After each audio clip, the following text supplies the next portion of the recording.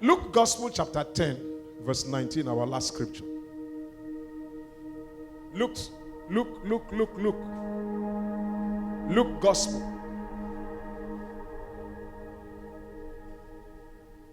Later, Bishop Benson Idahosa said, if you don't know where Luke is, then say Luke.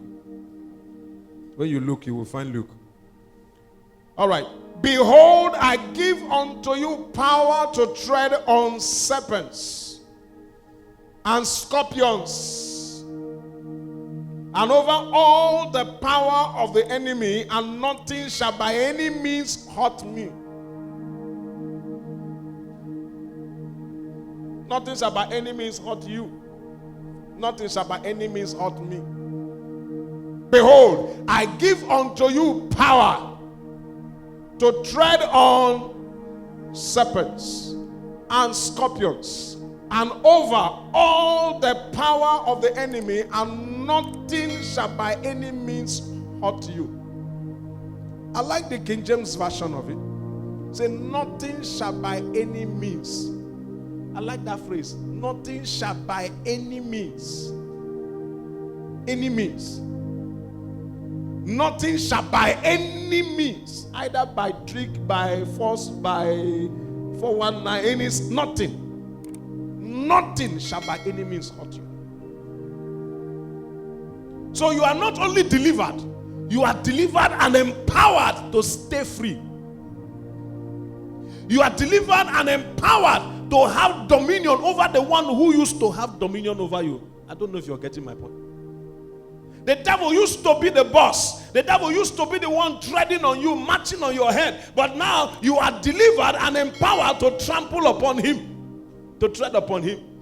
Once upon a time, he was on top and you were beneath. Now God has reversed it. You are now on top and he's beneath you.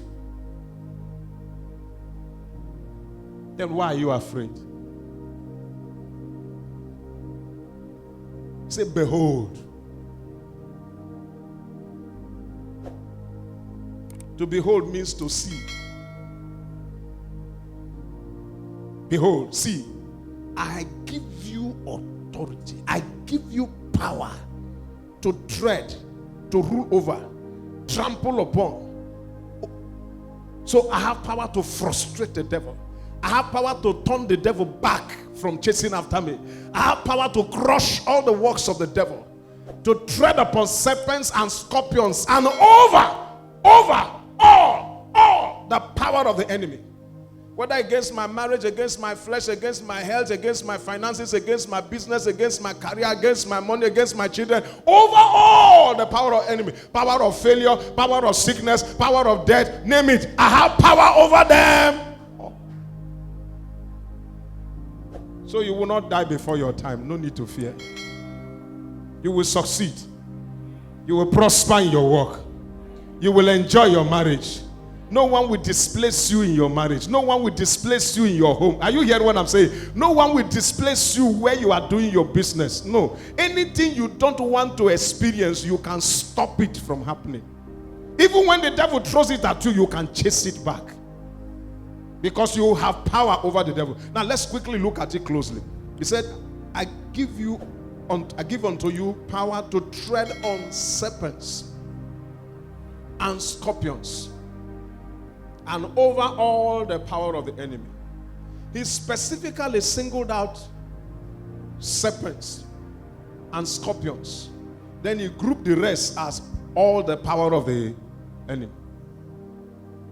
Now what does that mean? And what is it trying to say? Serpents are cunning creatures.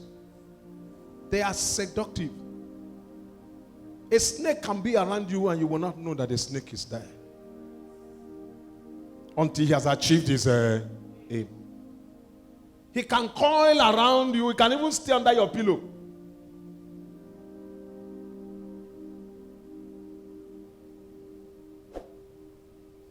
So he's talking about the seductive nature of the devil, the tempting nature of the devil.